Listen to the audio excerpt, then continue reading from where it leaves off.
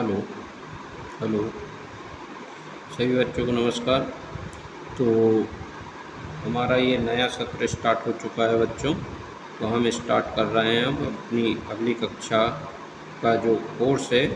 तो NCERT book को हम धीरे धीरे स्टेप बाय स्टेप सॉल्व करते जाएंगे। तो आप सभी इन वीडियोस को सिस्टमेटिक देखते जाएं और अपने नोट्स बनाते जाएं। उम्मीद करता हूं सभी ने स्कूल जाना भी प्रारंभ कर दिया होगा और जो नहीं जा रहे हैं वो नियमित रूप से स्कूल आएँ और जो जिस स्कूल में भी हैं वो अपनी नियमित रूप से कक्षाएं अटेंड करें और अपनी कक्षा 10वीं बोर्ड एग्ज़ाम की तैयारी में अभी से जुट जाएं। एग्ज़ाम तक आपको अच्छी कड़ी मेहनत करके अच्छे से अच्छे अंक लाकर हमें मेरिट में आने का प्रयास करना चाहिए। तो मैं आज से ही स्टार्ट कर रहा हूं और आप ये वीडियो को सभी अच्छे से देख के अपनी कॉपी में फेयर कॉपी कंप्लीट करें और नोट्स बनाएं और अधिक से अधिक बच्चों तक ये वीडियोस को शेयर करें ताकि मुझे भी थोड़ा मोटिवेशन मिले और मैं आपके लिए अच्छे से अच्छे वीडियो आगे भी बनाता रहूं। तो हम स्टार्ट कर रहे हैं आज प्रश्नावली 1.1 जो कक्षा 10वीं का पहला चैप्टर है वास्तविक संख्याएं। देखिए पहले मैं थोड़ा बेसिक समझा देता हूँ, फिर हम एक्सरसाइज को स्टार्ट करेंगे। तो वास्तविक संख्याओं में पहले चैप्टर से हम परिचित हो जाएं। वास्तविक संख्याएं क्या होती हैं? तो वास्तविक संख्याएं वे सभी संख्याएं होती हैं जिन्हें हम नंबर लाइन पर रिप्रेजेंट कर सकते हैं। इसमें परिमेय और अपरिमेय दोनों संख्याएं आ जाती हैं तो वो वास्तविक संख्या होती है। क्लियर है? अब इस चैप्टर में हमें क्या पढ़ना है? वास्तविक संख्याओं के अभाज्य गुणनखंड पढ़ना है ना। हमें उन संख्याओं के एलसीएम और एचसीएफ निकालना सीखना है। हमें एलसीएम, एचसीएफ और उन संख्याओं के बीच क्या संबंध होता है, इससे संबंधित एक सूत्र है, उसे भी हमें हल करना है। और फिर आगे और भी जो टॉपिक हैं जैसे संख्या रेखा पर प्रदर्शित करना, अपरिमेय संख्याएँ क्या होती हैं, परिमेय संख्याएँ क्या होती है, इस प्रकार हम जैसे जैसे आगे बढ़ते जाएंगे संबंधित टॉपिक को हम हल करेंगे। ठीक है, तो आज से हम स्टार्ट कर रहे हैं अध्याय 1 जो है वास्तविक संख्या। ठीक है, तो मैंने आपको इंट्रोडक्शन दे दिया है वास्तविक संख्याएं क्या होती हैं। अब इसे हम क्या करेंगे, इसके अभाज्य गुणनखंड पहला टॉपिक है हमारा। तो कभी भी हम किसी संख्या के अभाज्य गुणनखंड निकालते हैं तो क्या करते हैं, उसके फैक्टर जो निकालते हैं तो उसे अभाज्य संख्या से भाग देना प्रारंभ करते हैं। ठीक है, भाज्य और अभाज्य संख्या क्या होती है पिछली कक्षा में आप परिचित हैं। सबसे छोटी अभाज्य संख्या 2 होती है ना। फिर 3, 5, 7, 11, 13, 17, 19 इस टाइप से जो संख्याएं हैं ये सभी अभाज्य संख्याएं हैं। तो आपको ये संख्याएं दी गई हैं। पहला प्रश्न है, इसमें इन संख्याओं का अभाज्य गुणनखंड हमें करना है। ठीक है, चलिए पहले क्वेश्चन से हम स्टार्ट कर रहे हैं। मैं आपको पूरे क्वेश्चन यहाँ पर करवा रहा हूँ, आप सभी इनको सिस्टमेटिक कॉपी में हल करें। ठीक, और अपनी नोट्स कंप्लीट रखें। तो पहला है 140 या 140। ठीक है, तो बच्चों 140 इसके आपको गुणनखंड करने हैं। तो इसके गुणनखंड बहुत ही सरल है। देखिए हम 140 के प्राइम फैक्टर करते हैं। तो सबसे पहले हम देखेंगे कि इसके यूनिट प्लेस पर या इकाई के स्थान पर 0 है। 0 है इसलिए ये 2 से विभाजित हो जाएगा। देखिए 2 से विभाजित होने के लिए क्या होना चाहिए, यूनिट प्लेस या इकाई के अंक पर 0 हो या 2 हो, ठीक है, या 4 हो या 6 हो या 8 हो। इन 5 अंकों में से कोई भी अंक होगा तो वो कितनी भी बड़ी संख्या हो बच्चों वो 2 से विभाजित हो जाएगी। ठीक है, तो आप कितनी भी बड़ी संख्या दी जाए, आपको यदि 2 से विभाजिता देखना है तो आपको उसका इकाई का अंक देखना है कि आखिरी में कौन सा अंक है। यदि 0, 2, 4, 6, 2, 4, 8 है ना, इनमें से कोई अंक है तो वो 2 से विभाजित हो जाएगी। चलिए 2 से विभाजित करते हैं हम 2 से। तो 2 सत्ते 14 हो गया। अब 0 उतार लो, 70 बार विभाजित हो गई बच्चों। फिर 2 से विभाजित करो तो 2 3 6, 1 बचेगा, यहाँ 10 हो जाएगा। ये 2 पंजे 10 है ना। अब इसके इकाई के स्थान पे ना 0 है, ना 2 है, ना 4 है, ना 6 है, ना 8 है, यानी ये 2 से विभाजित तो नहीं होगी। 3 से विभाजिता के लिए क्या करते हैं हम, वो जो संख्या दी रहती है उसके अंकों को हम जोड़ लेते हैं। अंकों को जोड़ने पर यदि जो योगफल 3 से विभाजित होता है तो वो संख्या भी 3 से विभाजित हो जाती है। जैसे यहाँ पर 35 दिया है तो 3 और 5 8 होगा, 8 3 से विभाजित नहीं होता तो ये 3 से विभाजित नहीं होगी। तो इसके बाद अभाज्य संख्या कौन सी आती है? 5। हम इसको 5 से विभाजित करेंगे, 5 7 35 और ये 7 है, 7 एकम 7। ठीक है, तो हमने देखा कि 140 के जो अभाज्य गुणनखंड है वो हमें क्या मिल गए बच्चों? 2 × 2 × 5 × 7। इसको ऐसा भी लिख सकते हो आप, 2 × 2 है तो इसको 2 की घात 2 लिख सकते हैं, × 5 × 7। ठीक है, तो ये बहुत ही सरल तरीके से हमने अभाज्य गुणनखंड किसके निकाल लिए? 140 140 के। चलिए अगला क्वेश्चन करते हैं इसी का सेकंड।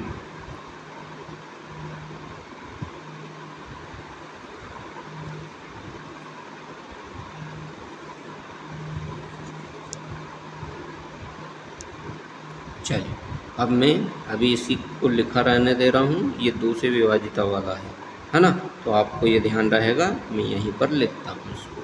चलिए बच्चों सेकंड क्वेश्चन कर रहे हैं हम। सेकंड क्वेश्चन है 156। 156 में आप देखो, सबसे पहले इकाई के स्थान पर 6 है, 2 4 6 8 में से कुछ भी हो 2 से विभाजित हो जाएगा, तो 2 से विभाजित करो इसको।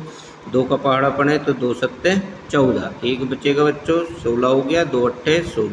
ठीक है, चलिए फिर 2 से भाग दे दो तो 2 3 6, फिर कितना बचा यहाँ पर? 1 बचा, क्योंकि 7 में से 6 जाएगा, ये 18, 2 नाम 18। अब 2 से विभाजित होगा क्या? इसके इकाई के स्थान पर 9 आ गया, ये 2 से विभाजित नहीं होगा, तो 3 से ट्राई करें, 3 और 9 कितना होता? 12, 12 3 से विभाजित हो जाता है, ये संख्या भी 3 से विभाजित हो जाएगी, 3 एकम 3, 3 त्रिका 9। अब ये 13 तो खुद अभाज्य संख्या है, तो ये 13 13 से विभाजित होगा। ओके, तो हम देखते हैं कि 156 के जो अभाज्य गुणनखंड आपने निकाले वो 2 × 2 × 3 × 13। ठीक है बच्चों, ये इसके अभाज्य गुणनखंड हो गए। आपको इस प्रकार से अभाज्य गुणनखंड निकाल लेना है, बहुत ही सरल है। ठीक है, आ रहा है समझ में सभी को, है ना। चलिए अगला तीसरा करते हैं।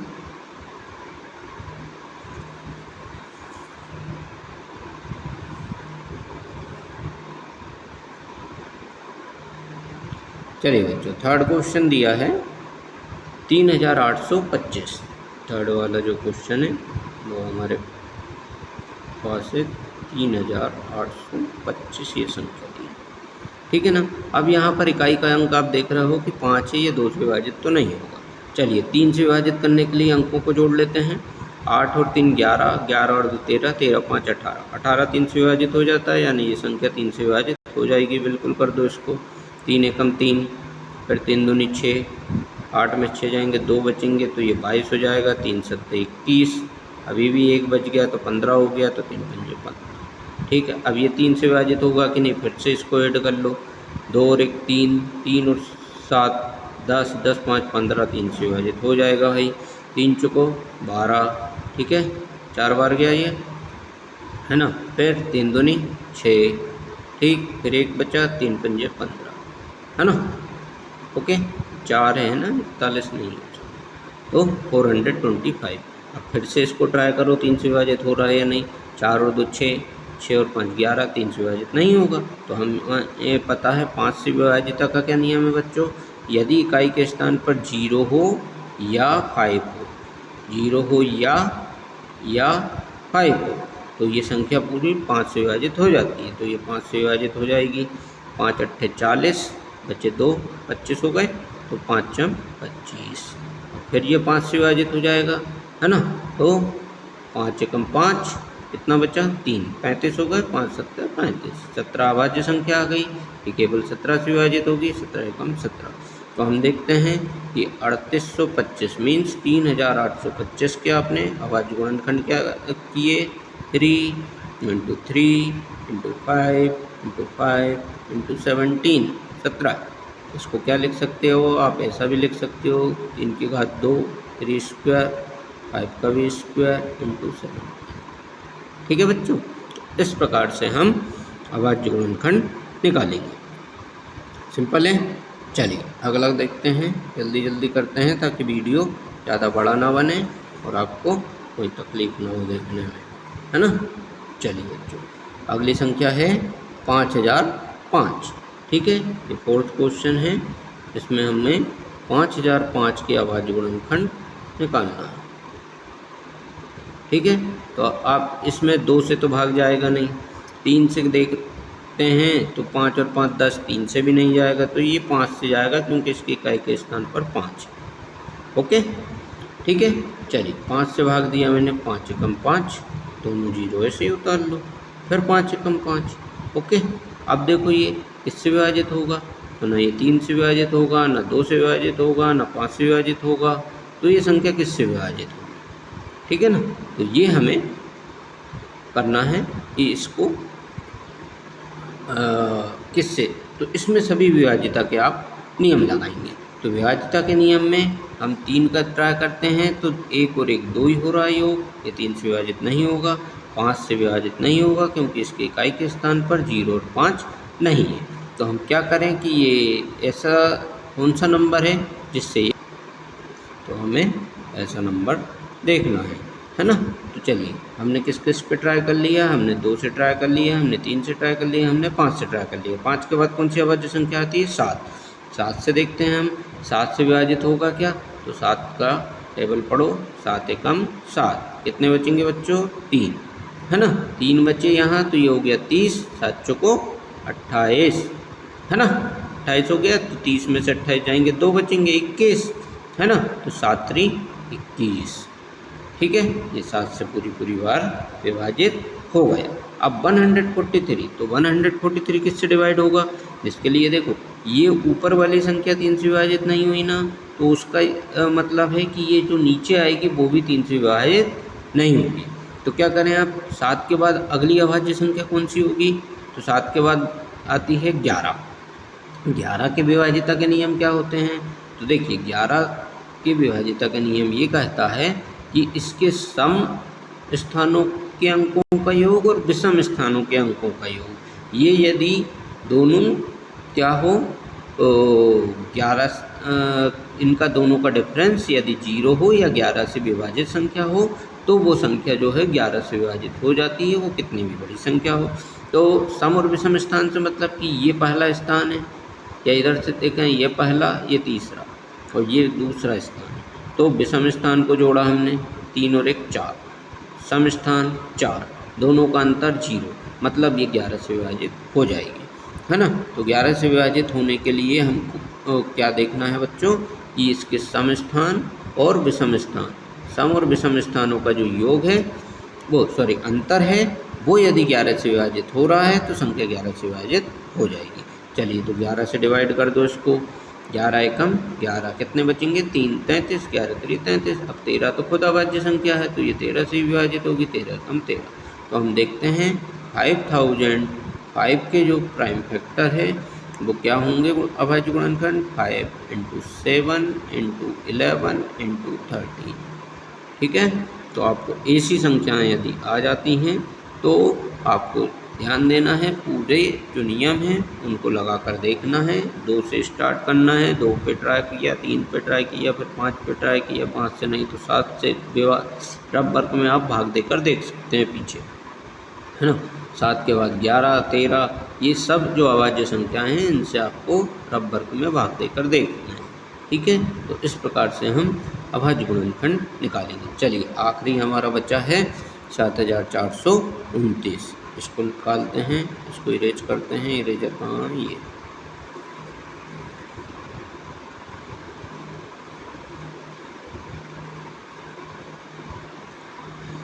ठीक है। तो अगली संख्या आती है बच्चों, पेन दे दो मैं, कलर चेंज करना क्या, चलो कलर चेंज कर देते हैं, 5th वाला ये है 7429। अब देखिए यहाँ पर ये जो नंबर है इकाई के स्थान पर 9 है, तो 2 से विभाजित नहीं होगा। इसके अंकों को जोड़ो, 7 और 4 11, 11 और 2 13, है ना, 13 और 9 22, ये 3 से विभाजित नहीं होगा। 5 इसके इकाई के स्थान पे 0 और 5 नहीं है तो 5 से विभाजित नहीं होगा। 7 से देख लो, 7 एकम 7, फिर 0, फिर 42, है ना। तो 7 छंग 42, 9 बच जाएगा, 7 से विभाजित नहीं होगा। तो ये इनको आपको सबको बड़ी बड़ी संख्याओं से जब तक विभाजित नहीं होता है आपको रफ वर्क में करके देखना, ठीक है। चलिए, तो ये विभाजित होगा सीधा आपका 17 से, इसको याद रखना, है ना, ठीक है। तो 17 से विभाजित करते हैं, 17 का पहाड़ा आना चाहिए। देखो सभी बच्चे अभी स्टार्ट हो रही है 10वीं, आप पहाड़े अच्छे से याद कर लो 25 तक, है ना। ये आपको अभाज्य गुणनखंड निकालने में बहुत मदद करेंगे, है ना, ठीक है। तो चलिए हम 17 से भाग देते हैं। 17 का पहाड़ा पढ़ो, 17 एकम 17, 17 दूनी 34, 17 त्रिक 51, 17 चौको 68 और 17 पंजे 85। 5 तो ज़्यादा हो जाएगा तो 17 चौको 68। ओके बच्चों, 4 बार हुआ। अब 74 में से 68 जाएंगे तो कितने बचेंगे? 6। तो यहाँ पर कितना हो गया? ये 62, है ना। फिर 62 हो गया तो 17 का फिर से पढ़ें अपन, तो 17 तेरी 51, 3 बार ही होगा, है ना। ओके, फिर 51 है, यहाँ पर कितना है? 62 है, यानी कितना बचा? माइनस करें तो 11, है ना। तो फिर से 17 का पहाड़ा पढ़ो, है ना। 119 हो गया ना, 11 बचा तो 17 एकम 17 पंजे 85, है ना। 17 छक्के 102, 17 सत्ते 119, तो 7 बार ये विभाजित हो जाएगा, ठीक है। आप उसको ऐसे भाग देकर भी देख सकते हैं। 7429 को 17 से ऐसे रफ वर्क में आप भाग देना, है ना, ठीक है। मुझे डायरेक्ट ऐसा ओरिजेंटल भाग देना आता है तो मैंने दे दिया, आपको यदि नहीं आता है तो आप ऐसा पीछे रफ वर्क में कर सकते हैं, ठीक है। अब 17 से भाग होगा क्या कि 17 दूनी 34 और फिर माइनस किया आपने, नहीं होगा, ठीक है। फिर क्या करें? 17 के देखो 17 से भाग हुआ डायरेक्ट, तो इसका ये कंफर्म है कि 17 से छोटी अब संख्या से भाग आगे नहीं होगा। तो बड़ी संख्या क्या है? अभाज्य संख्या, तो 19 से ट्राई कर लो। 19 का पहाड़ा पढ़ें, 19 3 57 ज़्यादा हो जाएगा, 19 दूनी 38, ठीक है बच्चों। 38 बचे, 38 43 में माइनस करो तो 5 बचेगा 57, 19 3 57। अब ये 23 खुद अभाज्य संख्या आ गई तो 23 एकम 23। तो हम देख रहे हैं कि ये जो 7429 है, इसके अभाज्य गुणनखंड क्या हो गए? 7429, इसके अभाज्य गुणनखंड हुए 17 × 19 × 23। देखो तीनों बड़ी बड़ी अभाज्य संख्या आई हैं, ठीक है। तो आज के लिए इतना ही। पहला प्रश्न मैंने आपको बहुत अच्छे से एक एक क्वेश्चन करवाए हैं, आप सभी इनको सिस्टमेटिक कॉपी बनाएं और इसमें लिखें। और बच्चों फिर से मैं आपसे कहना चाहूँगा कि ये जो वीडियो हैं इसको अधिक से अधिक आप शेयर करो, ठीक है, ताकि सभी बच्चों को इसका फ़ायदा मिल सके। Okay, simple. Thank you, have a nice day, नमस्कार।